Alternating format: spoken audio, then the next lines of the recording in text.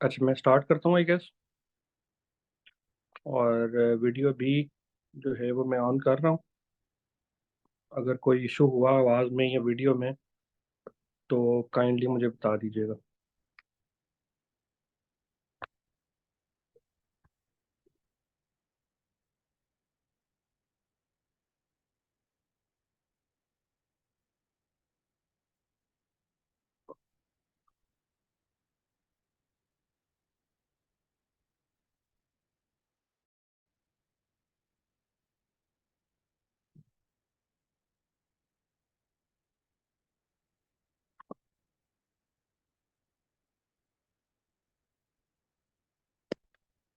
जी, अस्सलाम वालेकुम जी।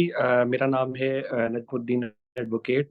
और आप मुझे पाकिस्तान लॉयर के फोरम से जो है वो देख रहे हैं। और आज जो टॉपिक मुझे असाइन किया गया है वो इलीगल डिस्पोजेशन एक्ट 2005 है।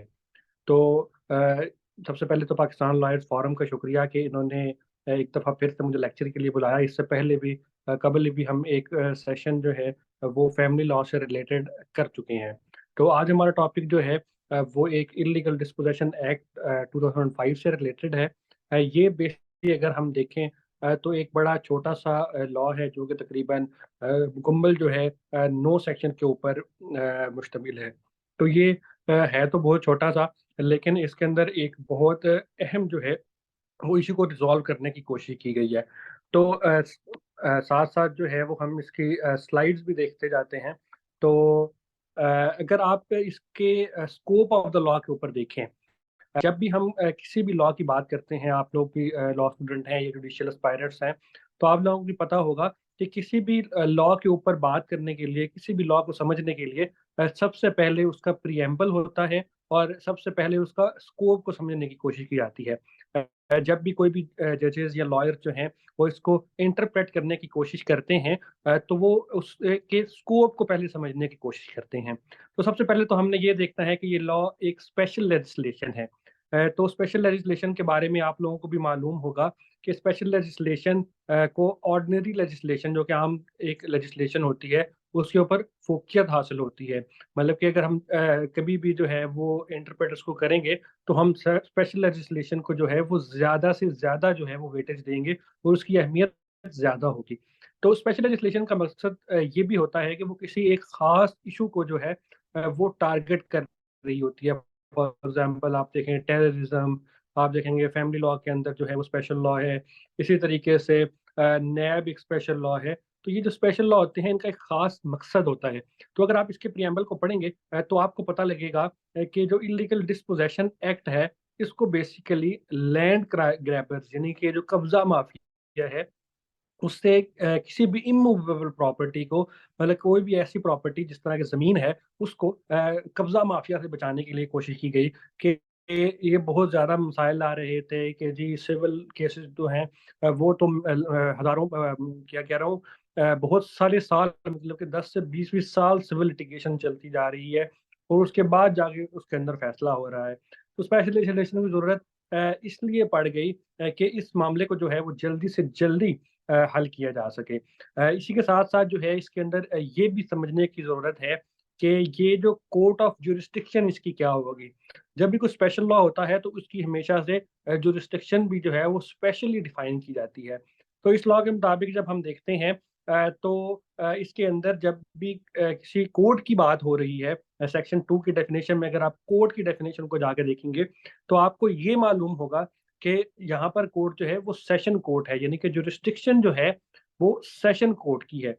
तो देखने की ज़रूरत ये भी है कि आखिर जो है वो सेशन कोर्ट को ही क्यों इसके अंदर बनाया जाता है। मोस्टली जो है स्पेशल लॉज़ के अंदर सेशन कोर्ट की जुरिस्डिक्शन बनाई जाती है। तो जो सेशन कोर्ट की जो रिस्ट्रिक्शन है वो इसलिए बनाई जाती है कि वो एक थोड़ी सीनियर कोर्ट होती है। सबसे नीचे मजिस्ट्रेट कोर्ट होती है और उसके बाद सेशन कोर्ट होती है। तो सेशन कोर्ट को इसलिए इसके अंदर जो है वो बनाया जाता है ताकि वो एक तो सीनियर कोर्ट है, उसके पास तजर्बा ज़्यादा है और दूसरा ये है कि उसकी जो अपील जो होती है फिर वो हाई कोर्ट की तरफ जाती है। तो इससे लेजिस्लेशन जो है वो कम से कम अरसे के अंदर इसको करने की ज़रूरत है। यानी कि आप सिर्फ जो है वो हाई कोर्ट के अंदर अपील कर सकते हैं या वो सुप्रीम कोर्ट के अंदर।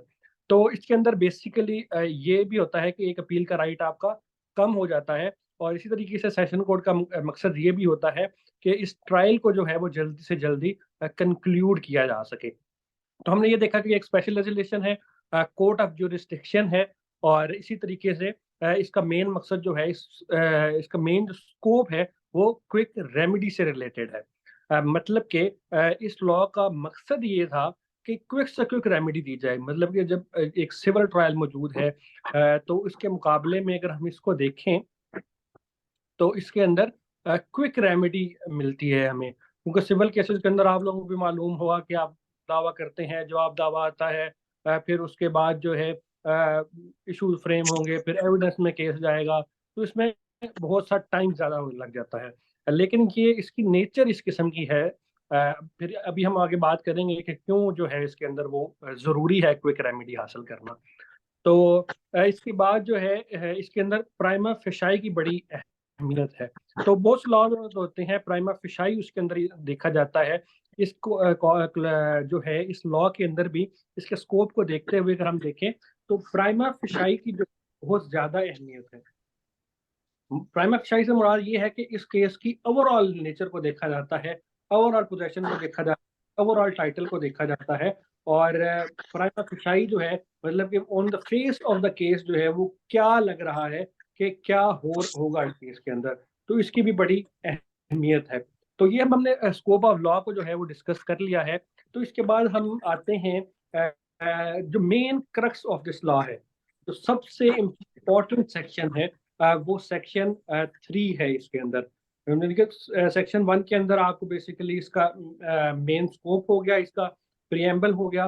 सेक्शन 2 के अंदर इसकी डेफिनेशंस हैं, डेफिनेशन के अंदर सबसे इम्पोर्टेंट जो है वो मैंने आपको बता दी है, वो सेशन कोड के हवाले से है कि किस कोड का तस्करा हो रहा है, और उसके बाद जो है वो सेक्शन 3 है।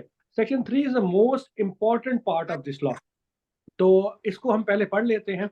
The prevention of illegal possession of property, ये इसका टाइटल है कि इसका काम जो है वो प्रिवेंट करना है कि कोई भी इलीगल पोजेशन किसी भी तरीके से ना हो। तो इसका क्लॉज 1 जो है वो हम पढ़ेंगे, that no one shall enter into और upon any property to dispossess, grab, control और occupy it without having any lawful authority. ठीक है जी, लॉफुल अथॉरिटी इसके अंदर बड़ी इंपॉर्टेंट है, और डू सो विद इंटेंशन और intention to dispossess, grab, control और occupy the property from owners और ऑक्यूपायर ऑफ सच प्रॉपर्टी। तो सेक्शन 3 को अगर आप देखें तो आपको इससे ये मालूम होता है कि इस लॉ की नेचर क्या है।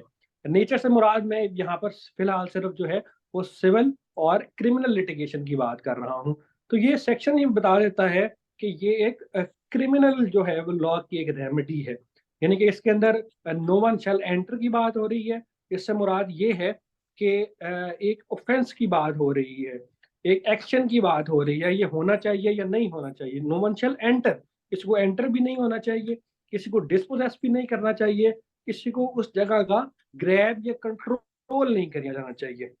ठीक है जी, ये 3 जो है वो बड़ी इंपॉर्टेंट चीज है अपॉन एनी प्रॉपर्टी। फिर इसी के साथ जो है वो एक इंटेंशन की बात हुई है कि इंटेंशन भी अगले बंदे की होनी चाहिए। एक ऑफेंस होना जरूरी है और इंटेंशन होना बड़ा जरूरी है।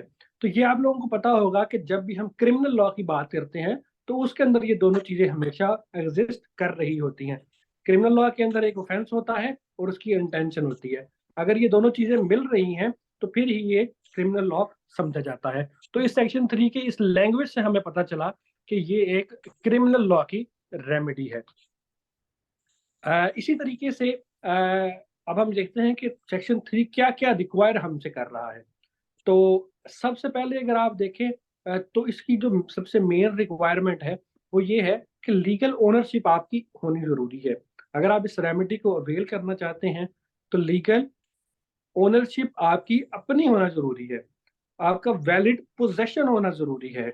मतलब कि आपका पास सिर्फ ओनरशिप अगर है तो वो आप जो है सेक्शन 3 को यूज नहीं कर सकते।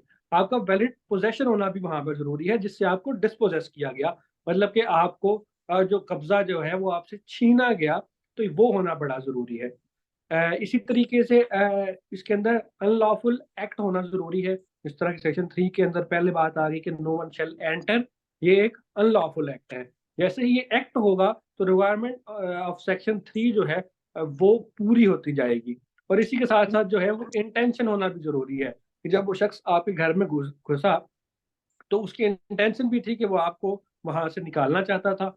उसकी इंटेंशन भी थी कि वो आपको वहां से डिस्पोजेस करना चाहता था, वो वहां पर कब्जा करना चाहता था, वो जगह ग्रैब और कंट्रोल करना चाहता था। तो इंटेंशन के मामले में अक्सर लोग पूछते हैं कि यार जाहिर सी बात है, जब किसी शख्स ने आपके घर में दाखिल हो रहा है तो जाहिर बात है इंटेंशन तो उसकी यही होगी। लेकिन इस तरह नहीं होता।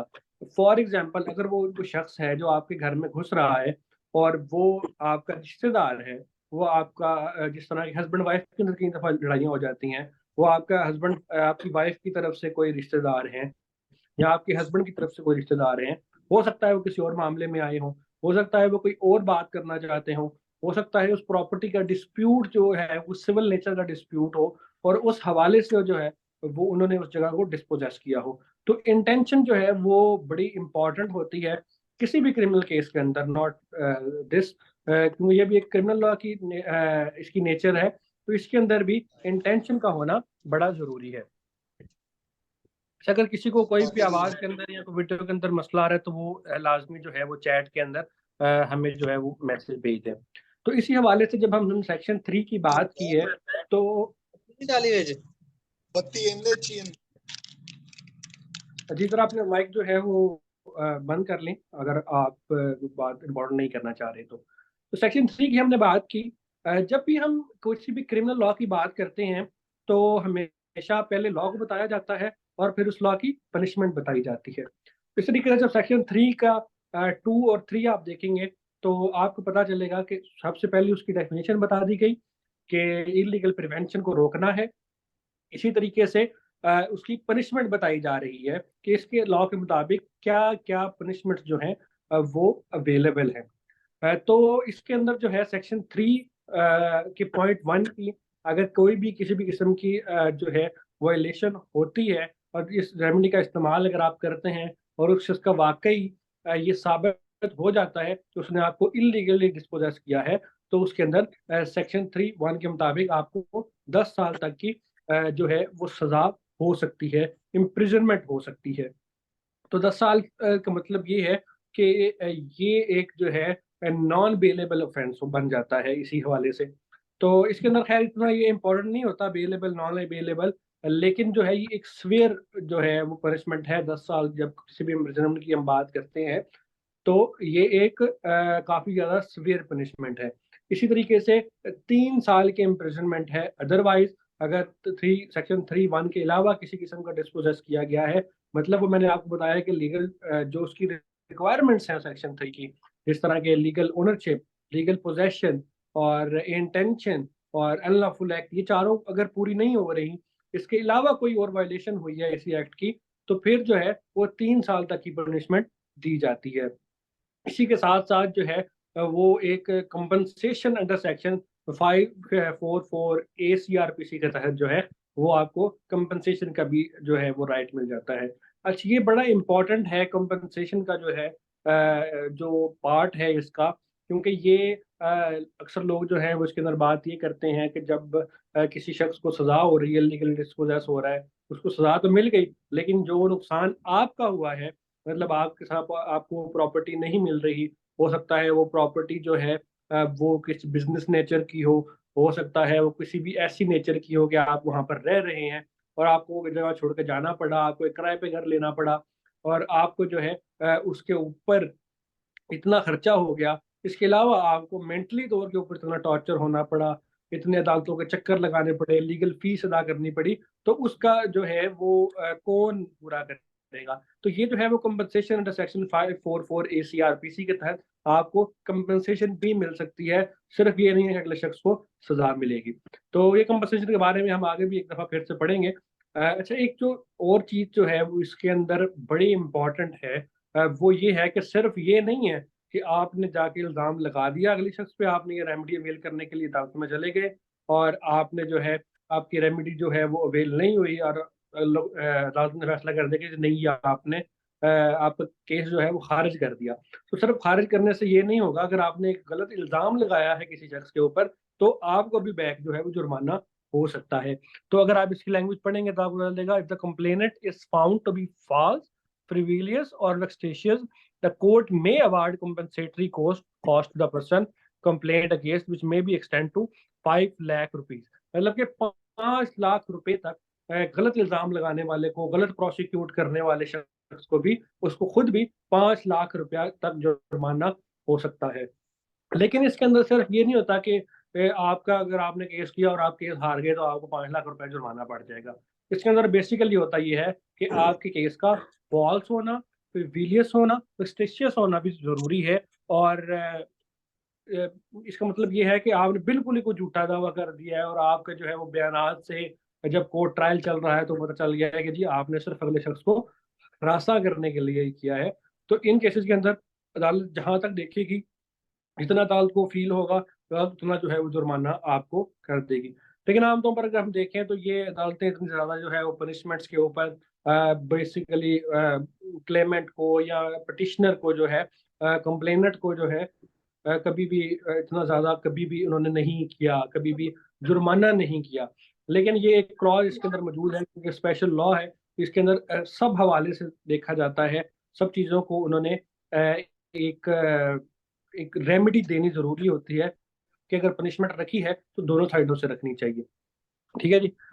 इसी तरीके से अगर हम आगे जाते हैं तो हम पनिशमेंट्स में आ जाते हैं। वो पूरी जो कंपनसेशन अंडर सेक्शन 544 ACRPC की हमने बात की, ये किसी और भी क्रिमिनल लॉ के अंदर जो है वो इस्तेमाल हो सकता है। मतलब कोई FIR हुई है, कोई मर्डर केस हुआ है, कोई जो है लड़ाई झगड़ा हुआ है, उसके अंदर भी ये क्लॉज यूज होता है, हो सकता है। अदालत अगर चाहे तो इस्तेमाल कर सकती है। इसी तरीके से इसकी भी क्रिमिनल नेचर है, इसके अंदर भी उसी तरीके से क्रिमिनल प्रोसीजर कोड अप्लाई होता है।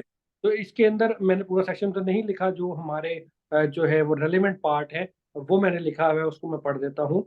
Section 544A, or damage to or loss or destruction of any property is caused, the court shall, when convicting such person, unless for reason to be recorded in writing, it otherwise directs or to the person to whom mental anguish or psychological damage has been caused, or to the owner of the property damaged, lost, or destroyed, as the case may be. Such compensation as the court may determine, having regard to the circumstances of the case, in default of payment of recovery as aforesaid, the person ordered to pay such compensation shall suffer imprisonment for a period not exceeding 6 months। तो इसका मतलब ये है कि अगर उस property को कोई नुकसान पहुंचा गया है, जिसके ऊपर आपको इलीगली डिस्पोजेस किया गया है, जिस पे कब्जा कर दिया गया था, जिस पे आपको निकाल दिया गया, तो जाहिर बात है उस प्रॉपर्टी को जो है वो नुकसान पहुंच सकता है।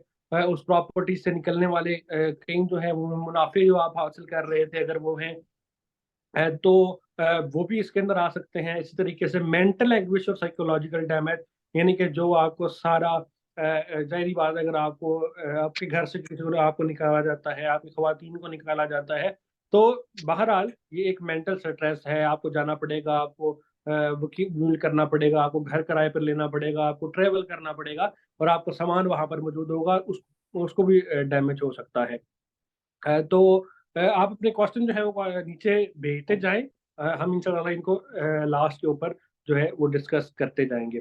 तो प्रॉपर्टी डैमेज हो रही है, लॉस और डिस्ट्रॉयड हो रही है, तो आपको वो जुर्माना अंडर सेक्शन 544A जो है वो मुलजिम को देना पड़ेगा आपको। ठीक है। और अगर वो जुर्माना आपको पे नहीं करता तो उसको जो है वो 6 मंथ्स की जो है सजा इस जुर्माना ना देने के ऊपर भी हो सकती है। ये इस तरह भी हो सकता है कि आप जो है वो पहली सजा काट लेगा, अगर 10 साल की है तो उसके साथ 6 मंथ्स जो है वो ऐड हो जाएंगे। कई दफ़ा ये भी होता है कि अदालत जो है वो दोनों को मिलाकर एक सजा दे देती है। तो यहाँ ये टाइम होता है कि आप जब जब तक आपकी सजा मुकम्मल नहीं होती, आप तब तक भी वो दे सकते हैं।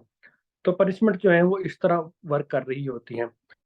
तो इसी हवाले से जो बड़ा इंपॉर्टेंट क्वेश्चन जो है ये जुडिशियल एस्पायरेंट्स के लिए भी है, कि अक्सर जो है वो सिविल जज के पेपर के अंदर भी सवाल आता है कि आखिर जब सेक्शन जो सिमिलर लॉ जो है ऑलरेडी मौजूद थे तो इसकी ज़रूरत क्यों पेश आती है। Section 3 of illegal disposition act भी है, और अगर आप देखेंगे सेक्शन 8 और 9 ऑफ स्पेसिफिक रिलीफ एक्ट, तो ये तकरीबन दोनों सेम ही हैं। स्पेशल रिलीफ एक्ट के अंदर भी अगर कोई इमूवेबल प्रॉपर्टी है और आपका लीगल टाइटल है, तो आपको डिस्पोजेस किया गया है, तो आप एक दावा जो है वो कर सकते हैं। तो उसको दावा जो है दखलियाबी कहा जाता है। ठीक है। तो उसके जरिए जो है सूट फॉर एविक्शन कहा जाता है कि जो इलीगल वो शख्स वहां पर रह रहा है उसको वहां से निकाला जाए। तो अगर हम सेक्शन 8 और 9 स्पेसिफिक रिलीफ एक्ट को देखते हैं, तो उसकी लैंग्वेज जो है उसको अगर हम डिटरमिन करें, तो this is a civil remedy which provides help to a legal owner and provide him with his lawful right after concluding evidence. तो ये तो बड़ा लंबा प्रोसेस होता है। जिस तरह होता है सिविल केस के अंदर, पहले दावा होगा, फिर उसके बाद जी वो 30 दिन मिलेंगे जवाब दावे के लिए, आप जवाब दावा जमा करवाएंगे। फिर उसके बाद जी 2 डेट्स पड़ेंगी प्री ट्रायल प्रोसीजर के लिए। फिर आपको जी एविडेंस के लिए कॉल, फ्रेमिंग ऑफ इश्यूज के लिए कॉल किया जाएगा।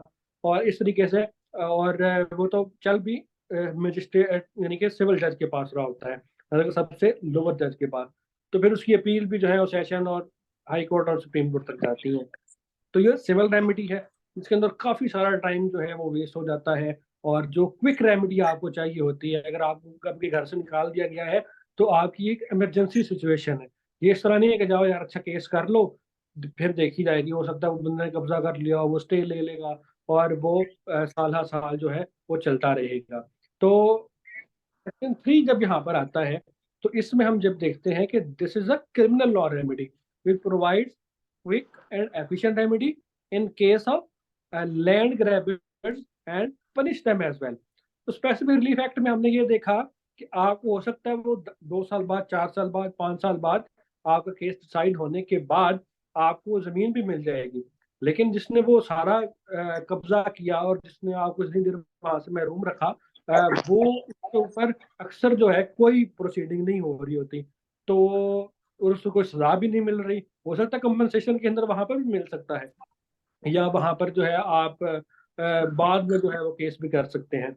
लेकिन जो है वो बहुत आप अगले बंदे को सजा नहीं मिल रही बेसिकली ना। ठीक है, उसको पनिशमेंट नहीं मिल रही। तो सेक्शन 3 के अंदर अगले शख्स को पनिशमेंट भी मिल रही है, अगले शख्स को पैसे भी वापस करने पड़ेंगे, और क्विक एंड एफिशिएंट रेमेडी भी है। मतलब कि आपको पता है क्रिमिनल लॉ के अंदर जो क्रिमिनल केसेस होते हैं वो बनिस्बत सिविल केसेस बहुत जल्दी जो हैं वो ख़त्म हो जाते हैं और उनका फैसला जल्द से जल्द आ जाता है। तो ये मेन जो है इन दोनों के अंदर डिफरेंस है। और ये बड़ा इंपॉर्टेंट क्वेश्चन भी है कि स्पेसिफिक रिलीफ एक्ट के अंदर भी मौजूद था, सेक्शन 3 की ज़रूरत क्यों आती है। तो बेसिकली सेक्शन 3 के अंदर कब्जा माफिया के खिलाफ जो है वो आवाज उठाई गई।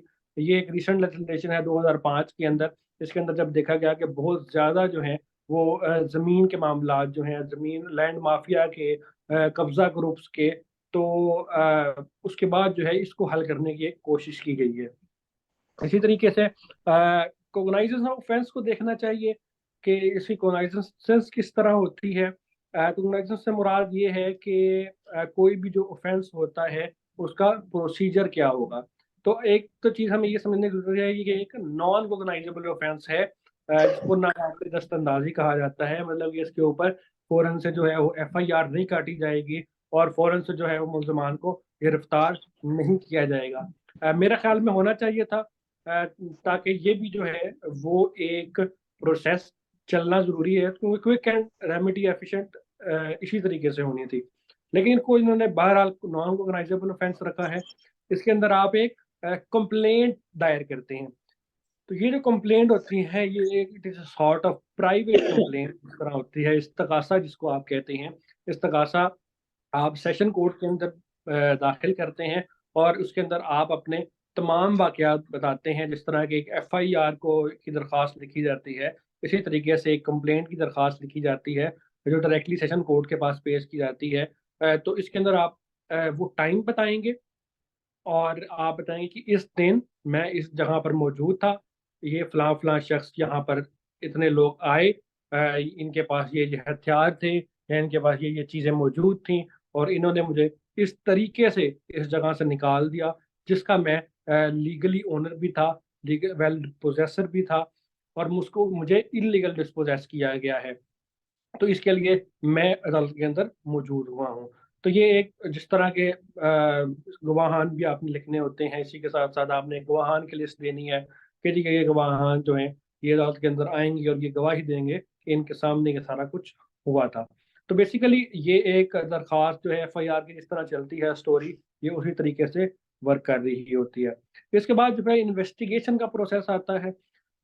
आम जो केसेस होते हैं क्रिमिनल लॉ के, जिस तरह हमने देखा कि एफआईआर होती है, एक तफ्तीशी मार्क होता है और तफ्तीशी का काम होता है उस केस को चलाना।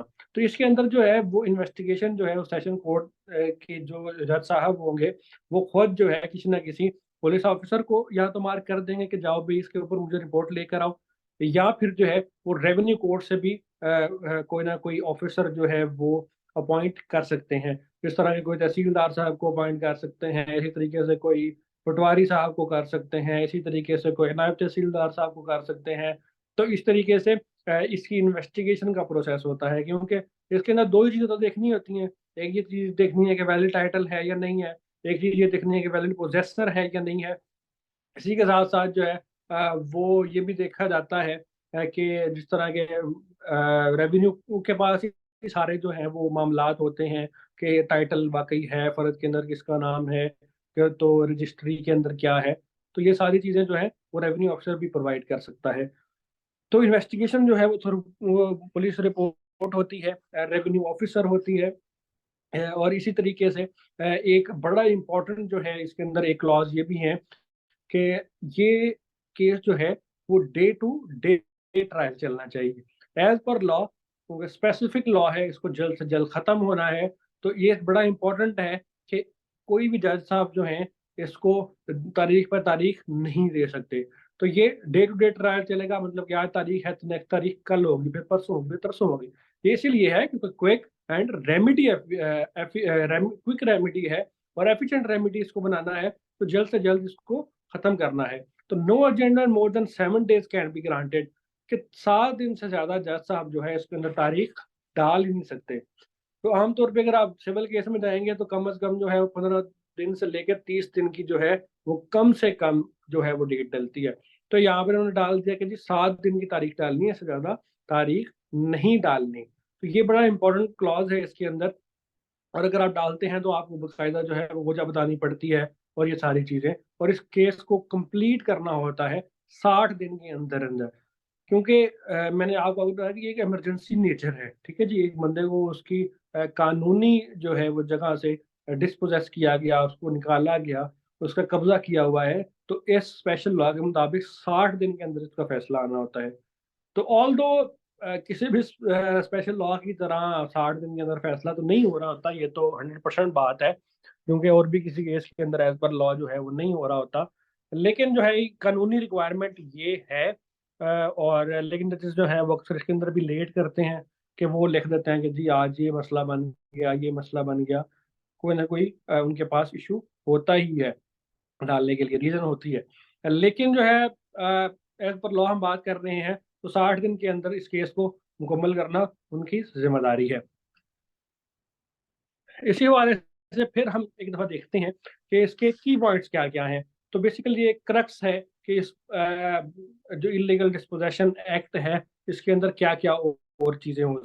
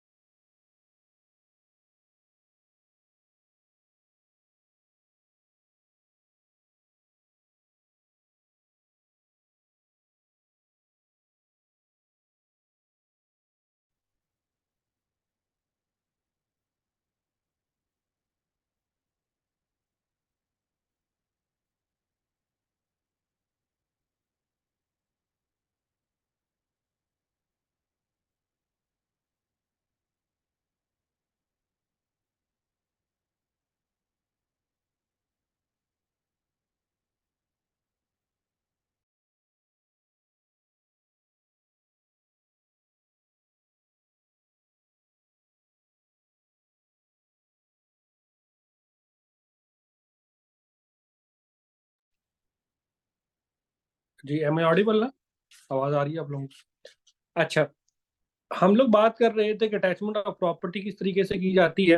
तो जब हम अटैचमेंट ऑफ प्रॉपर्टी की बात करते हैं तो इससे मुराद ये है कि अ, वो अगर उस प्रॉपर्टी के ऊपर किसी का भी जो है वो कब्जा नहीं है, तो उसके बाद अदालत अगर देखती है, अगर वो समझती है कि अटैचमेंट ऑफ प्रॉपर्टी ज़रूरी है, तो उस प्रॉपर्टी को अदालत जो है वो अटैच कर लेगी। अटैच से मुराद ये होती है कि वो प्रॉपर्टी अदालत अपने पास रख लेती है। ठीक है जी? मतलब कि वो उसके जो भी मामलात होंगे, वो कोर्ट जो है वो खुद हल कर रही होगी, और अगर उससे कोई कमाई आ रही है तो अदालत में जमा होगी। अगर उसमें किसी का भी कब्ज़ा होगा तो वो अदालत की इजाज़त से होगा। इसी तरीके से जो eviction and recovery of property है, वो भी अदालत कर सकती है under section 7। Eviction and recovery of property का मतलब ये है एज इंटरिम रिलीफ कर सकती है। तो इंटरिम रिलीफ को अगर हम समझते हैं कि जिस तरह सिविल केस के अंदर एक इंटरिम रिलीफ ये होता है कि उस जगह का स्टे दे दिया जाता है कि ये जिस प्रॉपर्टी जिसके शख्स के पास भी है उसी के पास रहे। इसी तरीके से यहाँ पर एक इंटरिम रिलीफ ये होता है जो ड्यूरिंग ट्रायल आपको जो है वो सिर्फ अवेलेबल होता है। मतलब कि अभी ट्रायल चल रहा है, उसके दौरान जो है वो किसकी प्रॉपर्टी किसके पास रहेगी। अगर अदालत जो है वो प्राइमा फिशाई देखती है, केस को सामने सामने से देखती है, तो उसको क्या लग रहा है कि फिलहाल प्रॉपर्टी जो है वो किस शख्स के पास जाएगी। तो जब तक इस्तगासा होगा, इस्तगासे के अंदर मुल्ज़मान को जो है वो उसकी इन्वेस्टिगेशन होगी, मुल्ज़मान को तलब कर लिया जाएगा, और उसके बाद केस चलेगा, एविडेंस होगी, जजमेंट आएगी। तब तक जो है इस दौरान जो है उसके अंदर कौन शख्स रहेगा। तो एज एन इंटरिम रिलीफ भी जो है वो अदालत फैसला कर सकती है कि इस शख्स के पास तब तक प्रॉपर्टी रहेगी, अगर कोई और रह रहा है तो वो बाहर निकल जाए, अगर किसी और के पास है तो अदालत उससे लेकर उस शख्स को दे देगी।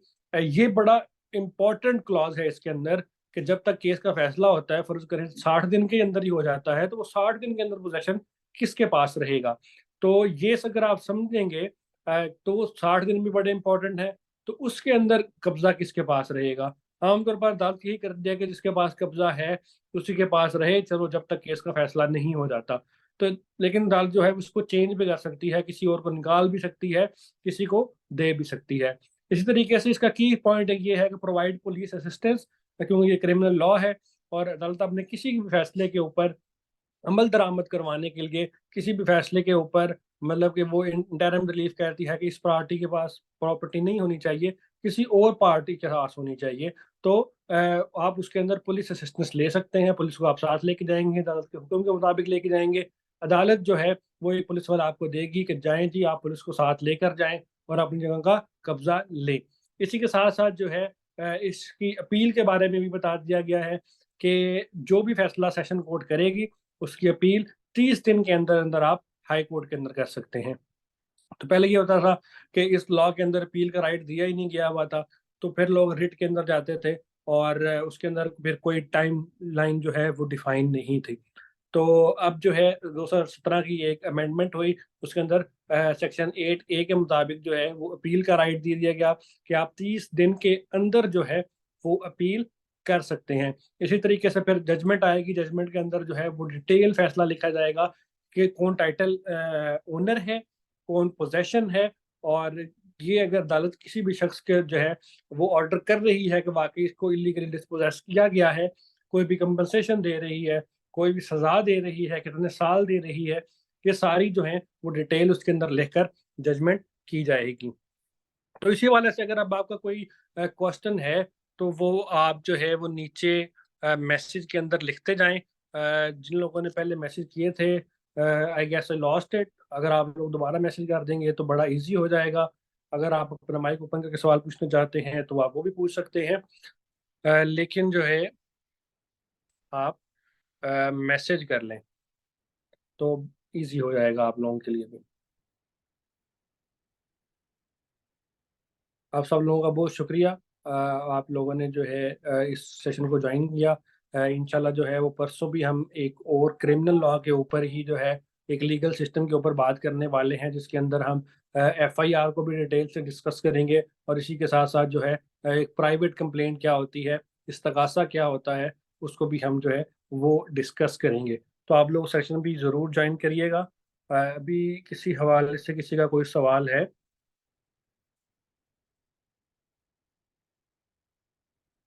जी बहुत शुक्रिया, आपने मेरी वीडियोस देखी।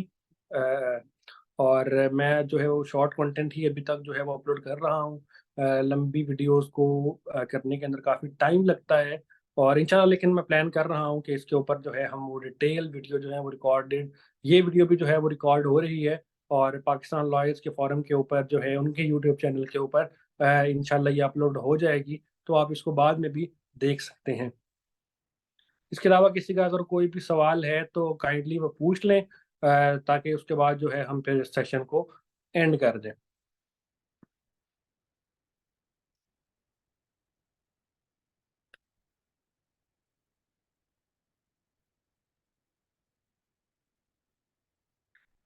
ये मेरा ख्याल है कोई सवाल नहीं है आप लोगों का, तो इसका मतलब ये है कि यहाँ तो फिर आपको सारी समझ आ गई है, यहाँ फिर कोई भी समझ नहीं आई। अब पता नहीं आया। Sir I need to know about submission of the petition. अब इस सवाल का मुझे कुछ समझ नहीं आया। Submission of the petition, petition नहीं, आप उसको वो कहते हैं, हम इसको कंप्लेंट कहते हैं। Sorry, जी, हम इसको कहते हैं जी कंप्लेंट। प्राइवेट कंप्लेंट कहा जाता है इसको। और जो है वो प्राइवेट कंप्लेंट के थ्रू हम इसको फाइल करते हैं। और ये जो प्राइवेट कंप्लेंट होती है, ये एक बड़ा इम्पोर्टेंट होती चीज़ है। प्राइवेट कंप्लेंट जो है किसी भी आप जो है वो प्राइवेट कंप्लेंट जो है किसी भी क्रिमिनल केस के अंदर आप दाखिल कर सकते हैं। ये आप तब दाखिल करते हैं आप काबिल दस्तंदाजी केसेस के अंदर, मतलब कि कोगनाइजेबल ऑफेंस के अंदर भी इसको दाखिल कर सकते हैं। तो प्राइवेट कंप्लेंट के ऊपर जो है वो हमने मुकम्मल एक अलहदा सेशन रखा हुआ है। मैंने आपको इस तरह पहले भी बताया कि वो मेरा ख्याल है परसों की डेट होगी उसकी, वो आप लोगों को कम्युनिकेट हो जाएगी। इसके अंदर हम मुकम्मल तौर के ऊपर प्राइवेट कंप्लेंट को जो है वो ब्रीफ डिटेल के साथ डिस्कस करेंगे कि उसके कंटेंट्स क्या क्या होते हैं। ब्रीफली आप ये समझ लें कि वो जिस तरह आप एक एफआईआर देते हैं थाने के अंदर, वो भी बेसिकली इसी तरीके का एक डॉक्यूमेंट होता है जो आप अदालत के अंदर देते हैं। और उसके अंदर आप तमाम डिटेल्स जो हैं, तमाम डिस्प्यूटेड मैटर जो हैं, वो डिटेल के साथ जो है वो डिस्कस करते हैं। तो उसको आप प्राइवेट कंप्लेंट कहते हैं। तो बहुत शुक्रिया जी। अ, नहीं देखिए, जुरिस्डिक्शन की बात तो हमने सबसे पहले कर लिया ना। जो जुरिस्डिक्शन है वो सेशन कोर्ट की जुरिस्डिक्शन है। तो जो ओवरऑल प्राइवेट कंप्लेंट होती है ना, जब हम आम बात करते हैं ऑर्डिनरी लेजिस्लेशन के अंदर, पीपीसी के अंदर, तो प्राइवेट कंप्लेंट जो है वो मजिस्ट्रेट के पास भी हो सकती है और सेशन जज के पास भी हो सकती है। फॉर एग्जांपल अगर मर्डर केस है, 302 का सेक्शन है, तो फिर वो जो है प्राइवेट कंप्लेंट सेशन जज के पास चलेगी। इसी तरीके से अगर जो है वो कोई 324 है या कोई भी और सेक्शन है, तो उसकी जो है प्राइवेट कंप्लेंट है वो मजिस्ट्रेट के पास चलेगी। लेकिन ये क्योंकि स्पेशल लॉ आ गया है, मैंने सबसे पहले बताया कि जो स्पेशल लॉ के अंदर बात आ जाती है, वो उसके बाद जो है ऑर्डिनरी लेजिस्लेशन पीछे रह जाती है। तो प्राइवेट कंप्लेंट ऑफ आईटीए जो है वो सिर्फ और सिर्फ सेशन कोर्ट के अंदर ही चलेगी। अच्छा जी, बहुत शुक्रिया जी आप सब लोगों का ज्वाइन करने का। और बहुत अच्छा लगा आप लोगों से साथ ही सेशन करके। और इंशाल्लाह मजीद ऐसे भी सेशन जारी रखेंगे। बहुत शुक्रिया जी। अल्लाह हाफिज़।